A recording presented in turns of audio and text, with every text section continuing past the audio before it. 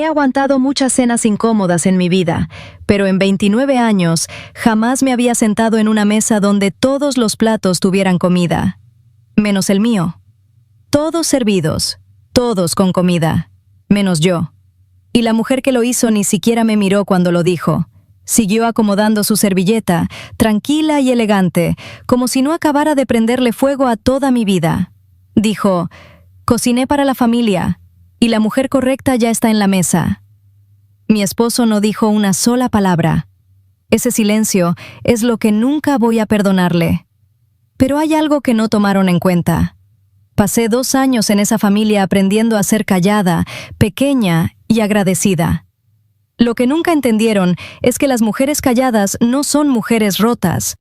A veces, las mujeres calladas son simplemente mujeres que están prestando mucha atención. Y yo llevaba mucho tiempo prestando atención. Porque para cuando pusieron ese plato vacío frente a mí, ya habían elegido a mi reemplazo. Ya habían escrito la historia que iban a contar sobre mí.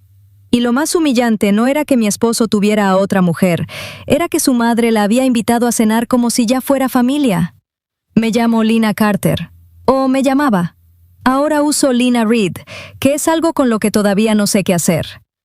Conocí a Evan Reed en la cena de un amigo en común cuando tenía 26 años. Era sofisticado, encantador y peligroso de la manera en que solo los hombres muy controlados pueden serlo. En ese entonces, confundí ese control con confianza. Salimos 8 meses. Me propuso matrimonio en una terraza en el centro, con un anillo que después me enteré había elegido su madre. Eso debió decirme todo. No me dijo nada. En la cena de compromiso, Margaret miró el anillo en mi dedo y dijo: «¡Qué bien te queda! Claro que nunca fue pensado para ser algo sentimental. Es una pieza de familia». Luego le sonrió a Evan y agregó: «Hay cosas que solo se prestan hasta que la familia decide dónde realmente pertenecen». Todos se rieron. Yo también me reí. No entendí que estaba hablando de mí. Su padre, Harold, era reservado y cuidadoso. Su madre, Margaret, era el tipo de mujer que podía insultarte tan elegantemente que te ibas pensando que te había dado un halago. Desde el principio, Margaret dejó claro que yo no era su primera opción para su hijo. Nunca lo dijo directamente. Decía cosas como: «Aprender a recibir bien lleva tiempo», cuando llevé postre comprado en la tienda a la Pascua. O: «Evan siempre se ha sentido atraído por un cierto tipo de mujer», con justo la pausa suficiente para que yo entendiera que yo no era ese tipo.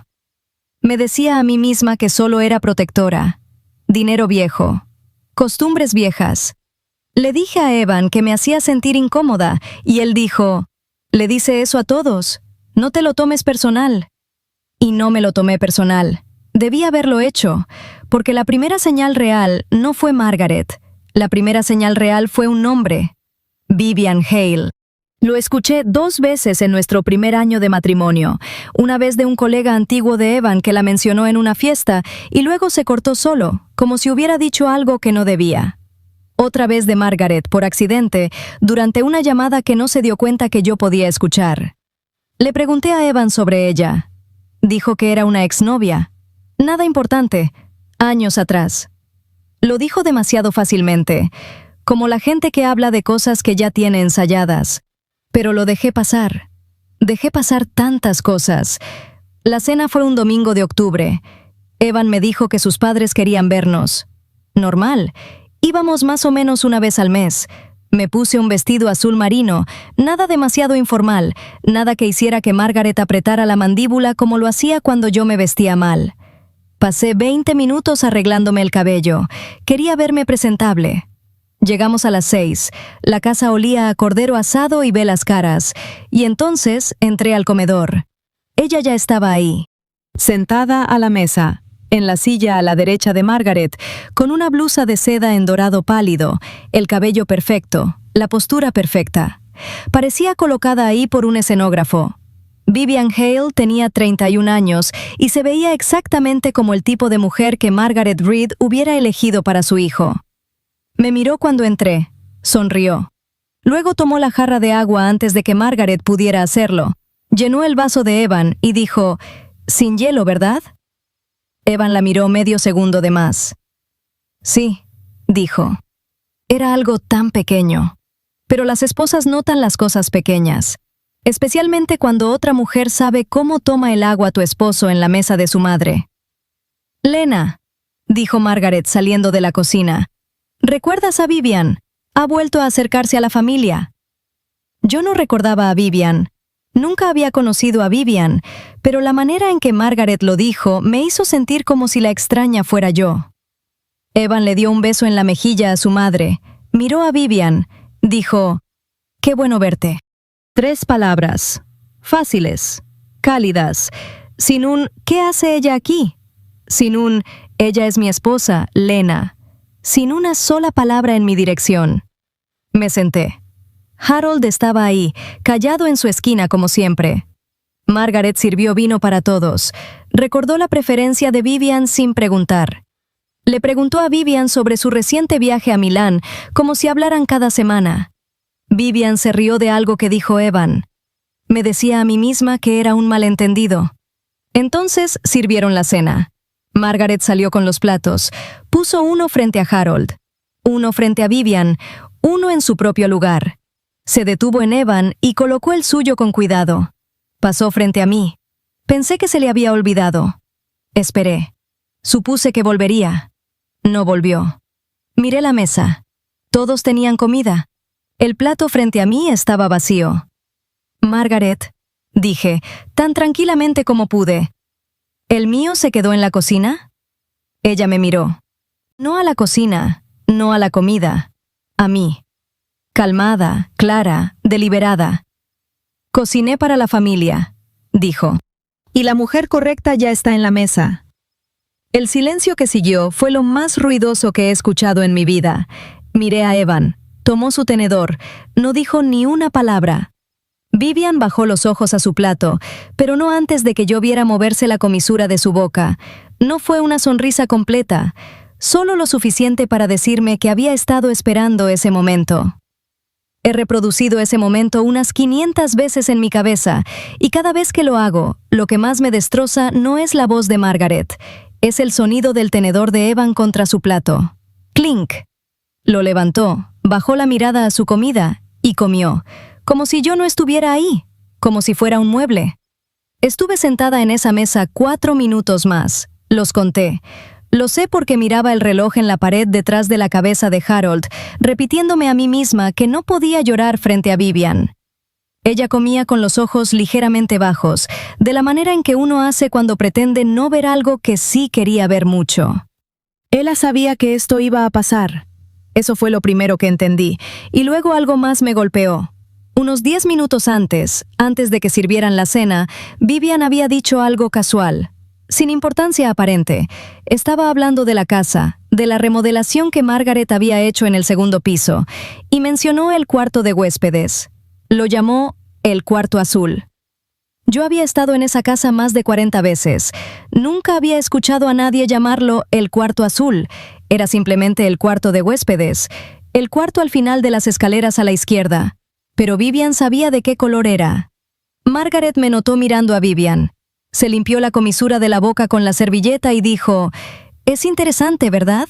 Cómo algunas personas encajan en un hogar de inmediato, mientras otras pasan años todavía pareciendo visitas». Nadie preguntó a quién se refería. Nadie necesitaba hacerlo, y necesitaba saber cuándo había estado ahí por última vez. Me excusé para ir al baño.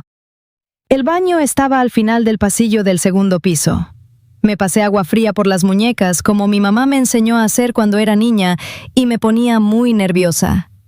Me miré en el espejo por un largo tiempo. Pensé en lo que significa cuando un hombre ve a su esposa humillada públicamente en la mesa de su madre y toma el tenedor.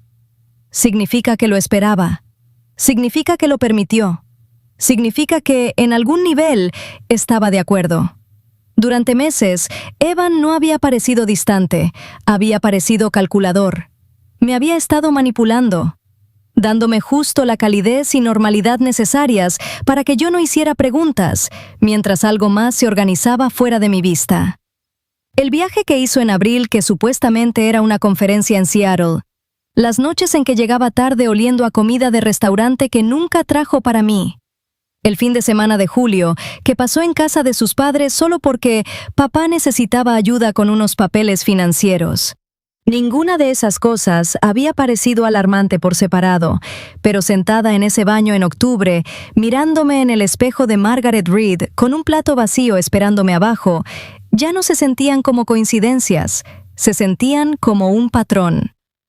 Pensé en la preferencia de vino de Vivian, el cuarto azul, la sonrisa fácil y practicada. Una semana antes de esa cena, le había preguntado a Evan por qué su madre había empezado a llamarme sensible frente a la gente. Él me besó en la frente y dijo, «Tal vez porque lo eres». Recuerdo haberme alejado y haberlo mirado. Sonrió como si fuera un acto de cariño. Ahora entendía que había sido una preparación.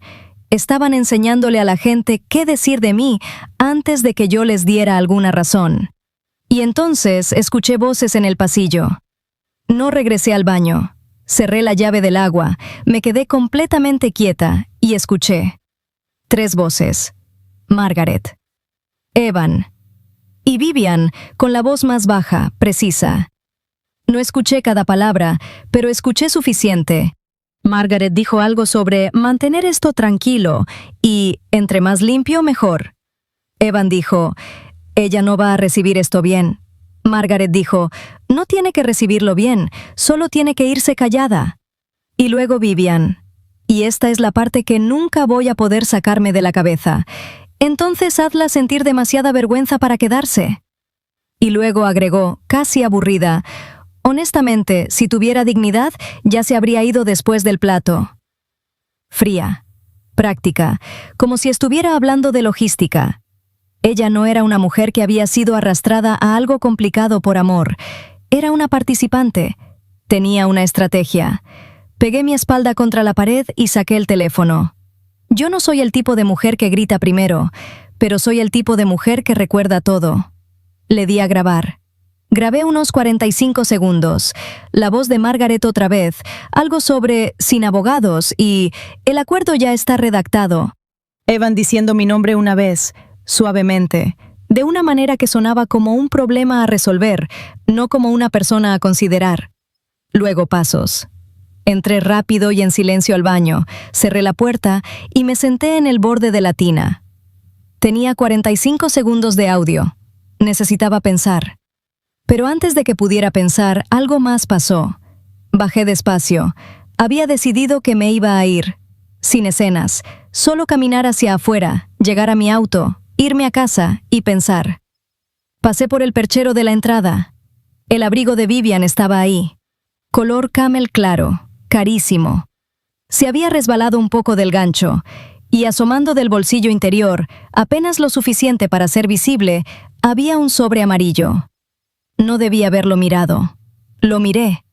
La esquina de una etiqueta era visible, el logo de una clínica que yo reconocía porque la había pasado de camino al antiguo consultorio de Evan, y sobre el logo, en texto impreso y limpio, consulta de fertilidad, familia Reed. Debajo, en letra más pequeña, había una nota que solo vi porque el sobre estaba doblado cerca de la esquina. Planificación familiar, consideración del heredero Reed. Heredero, no un bebé, no un hijo, un heredero. Esa fue la palabra que hizo que se me doblaran las rodillas.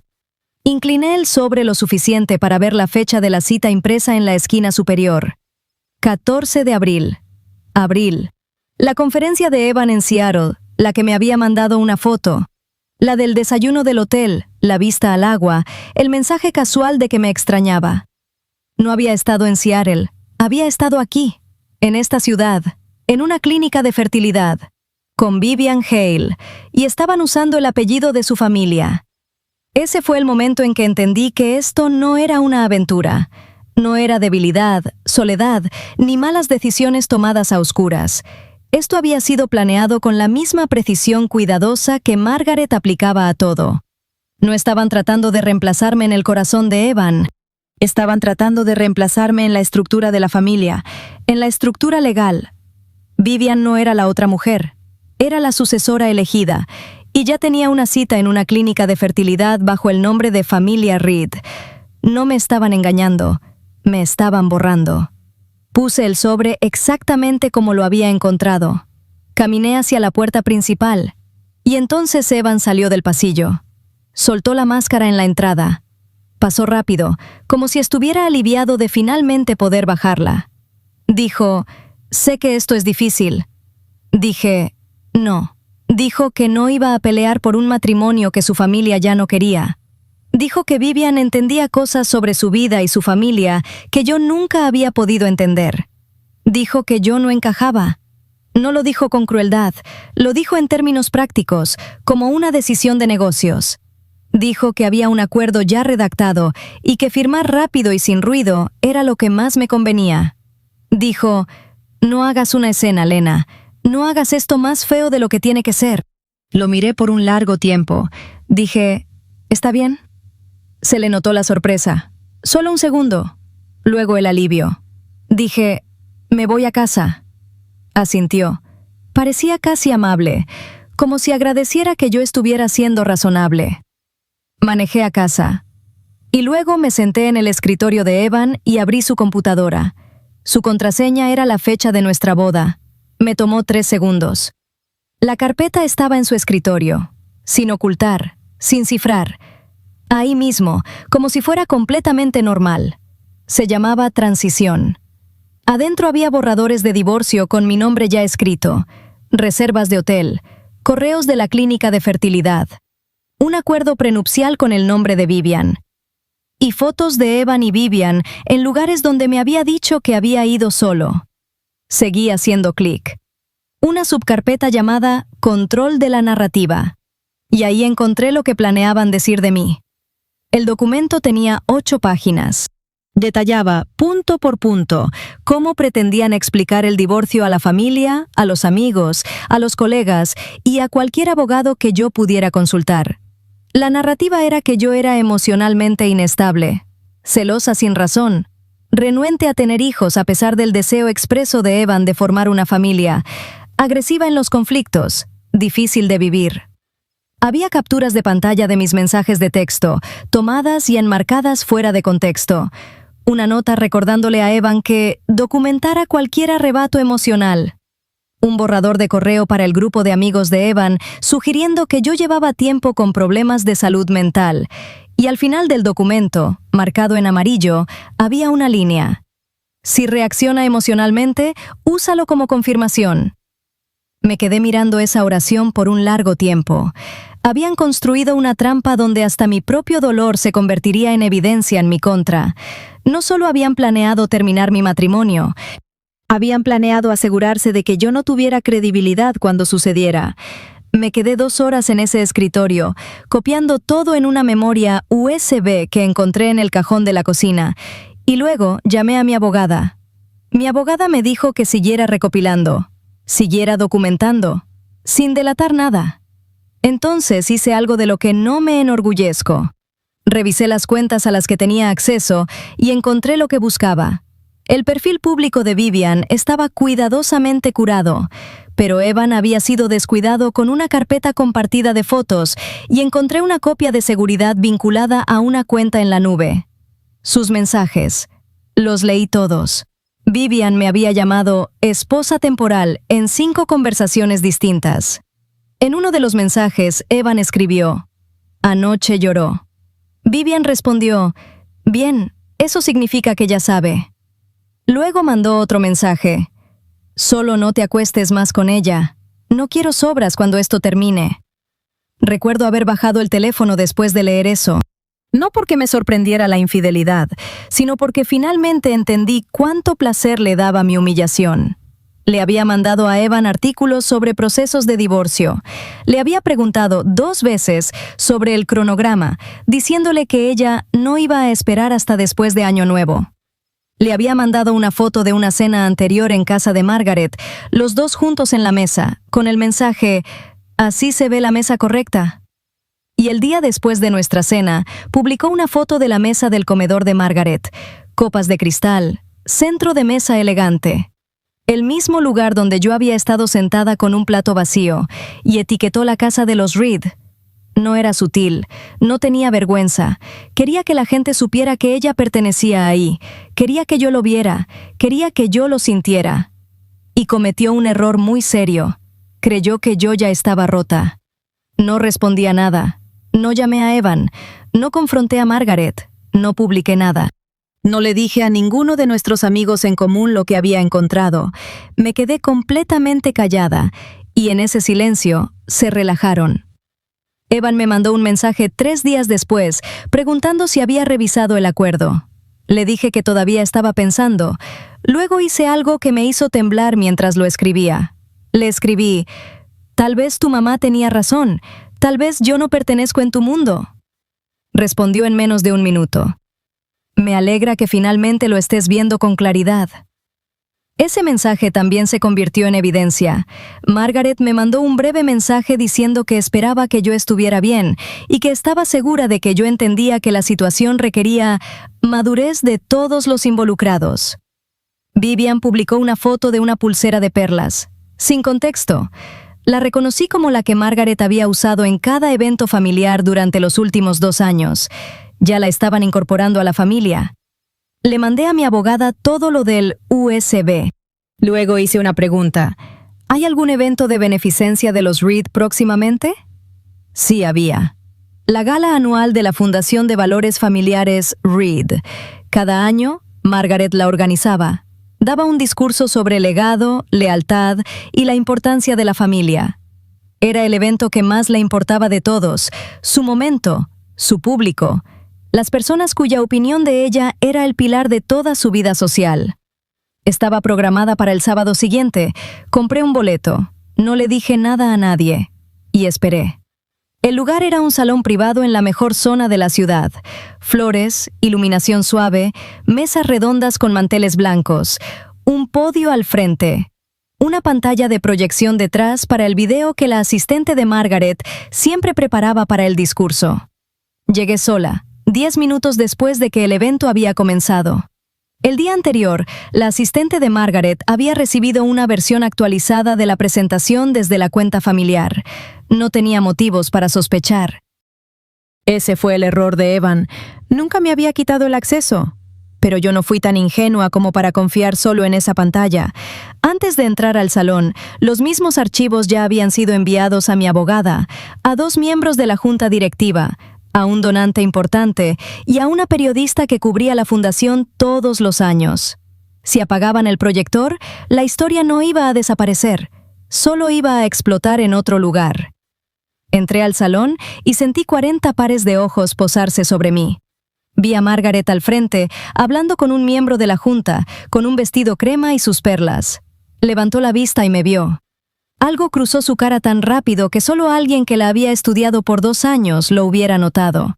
Margaret cruzó el salón antes de que yo pudiera sentarme. Su sonrisa era perfecta, su voz era veneno.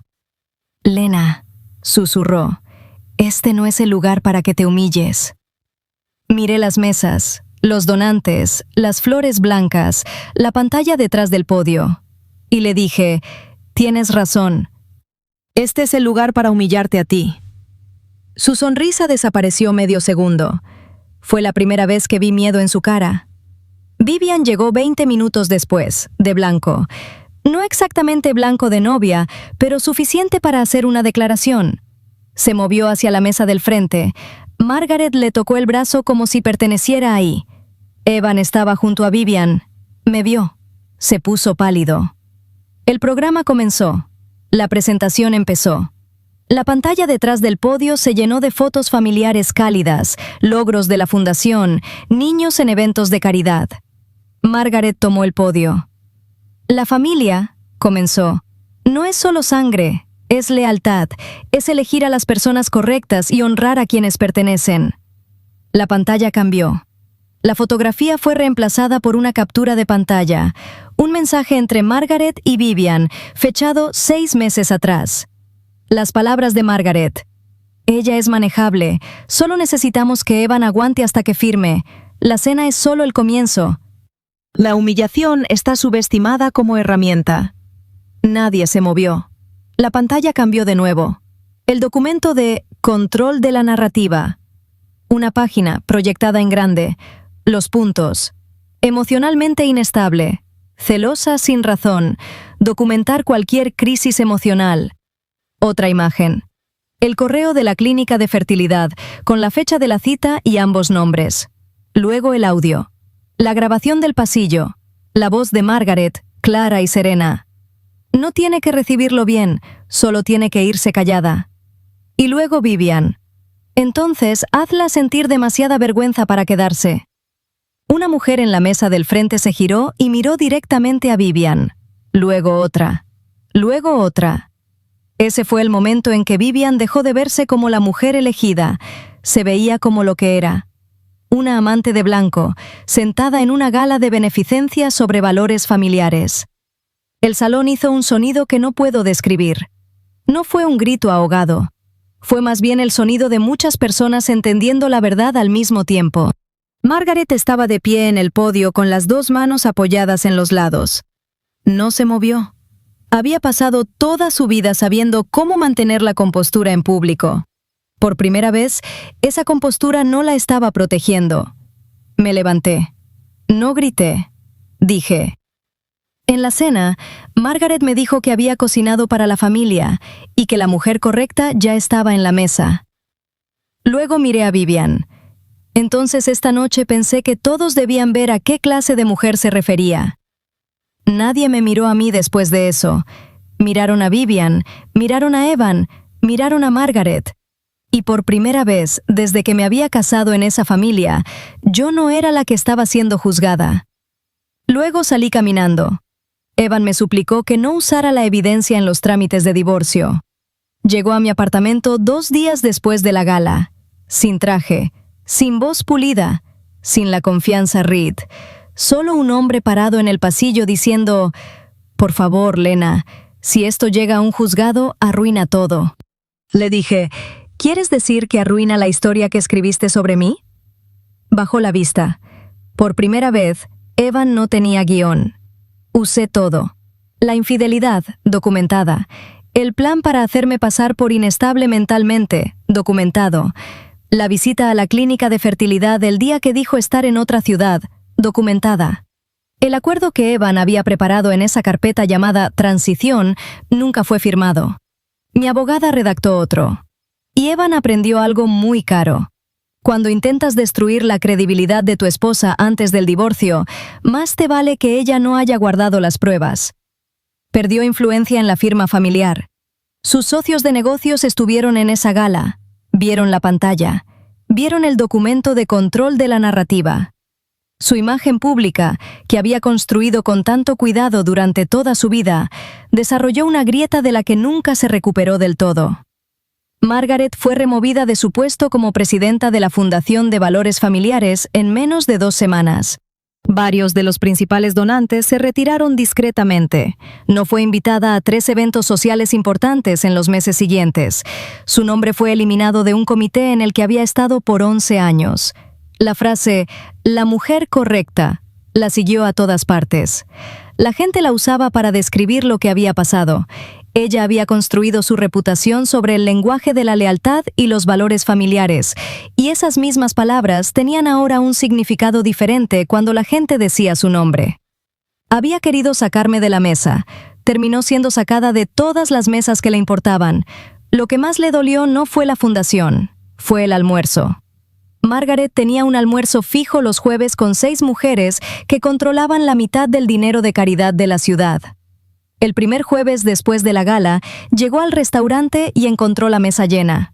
Sin silla vacía, sin lugar reservado, sin disculpa. Una de las mujeres simplemente la miró y dijo, «Lo siento, Margaret. Hoy cocinamos para las mujeres correctas». Y Vivian. Vivian no obtuvo el final que planeó. Evan no se casó con ella. No porque de repente hubiera descubierto la decencia, no porque me amara, no porque lamentara lo que había hecho. No se casó con ella porque Vivian se había convertido en una mancha para el apellido Reed, y esa fue la parte más cruel para ella. Había pasado meses tratando de volverse aceptable para esa familia. Luego, de la noche a la mañana, se convirtió en lo que Margaret más detestaba, una vergüenza pública. La mujer que había sido fotografiada en la mesa familiar antes de que se presentara el divorcio se convirtió en el símbolo de todo lo que había salido mal. Me había llamado esposa temporal. Ella nunca llegó a ser esposa. Por un tiempo, Vivian intentó actuar como si estuviera por encima de todo. Luego empezaron los comentarios. Cada foto que publicaba tenía la misma frase debajo. ¿Esta es la mesa correcta? ¿Trajiste tu propio plato? Amante temporal. En menos de un mes, borró su perfil público. La mujer que quería que todos la vieran en mi mesa, de repente no podía soportar ser vista en absoluto. Quería mi lugar en esa mesa, pero para cuando pudo haberlo tenido, se había encargado de que no quedara ninguna mesa donde sentarse. 3 meses después de que se cerró el divorcio, recibí una carta, escrita a mano, de Harold Reed. Era corta. Decía que le había dado vergüenza lo que pasó en esa cena. Decía que no había conocido el alcance real de lo que Margaret y Evan habían planeado hasta que ya estaba en marcha, y que para cuando lo entendió, ya había sido demasiado cobarde para decir lo que debió haber dicho. Dijo que lo sentía. Dijo que la casa iba a venderse a través del fideicomiso familiar. Harold había tomado la decisión él mismo, después de la gala, después del divorcio, después de ver a su esposa perder el mundo social que había priorizado sobre todo lo demás durante 30 años. Dijo que una parte de las ganancias de la venta de la propiedad iba a destinarse a un fondo. Una semana después, su abogado me preguntó si quería darle un nombre al fondo. Le di uno. El Fondo del Plato Vacío. Fue creado para mujeres cuyos esposos intentaron asustarlas, avergonzarlas o presionarlas para que firmaran renunciando a sus derechos. Mujeres como la que yo casi me había convertido. Margaret peleó la venta de la casa con más fuerza de la que peleó por su matrimonio, porque esa casa no era solo una casa para ella, era su trono, era el lugar donde ella decidía quién pertenecía y quién no, y al final, hasta ese trono se lo quitaron. La casa donde me había sentado frente a un plato vacío, donde una mujer me dijo que la mujer correcta ya estaba en la mesa, donde había escuchado mi propio futuro siendo trazado en un pasillo, fue vendida. Y de ahí salió algo mejor. El plato vacío que pusieron frente a mí para romperme terminó convirtiéndose en el nombre de un fondo. Tal vez eso no fue venganza, tal vez ni siquiera fue justicia.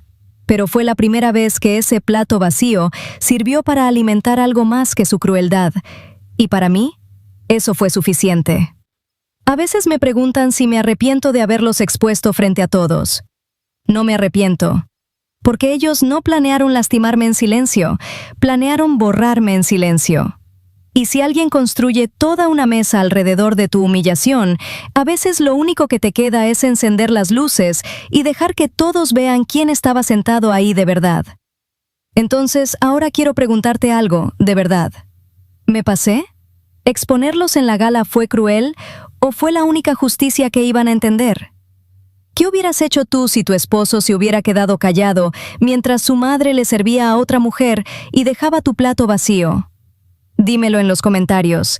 Y dime también quién mereció el peor castigo. ¿Evan, Margaret o Vivian? Si este final te hizo sentir algo, dale like al video. Y si quieres más historias de traición, secretos familiares sucios, lealtades rotas y gente recibiendo lo que se merece, suscríbete al canal. Mira otro video aquí en el canal.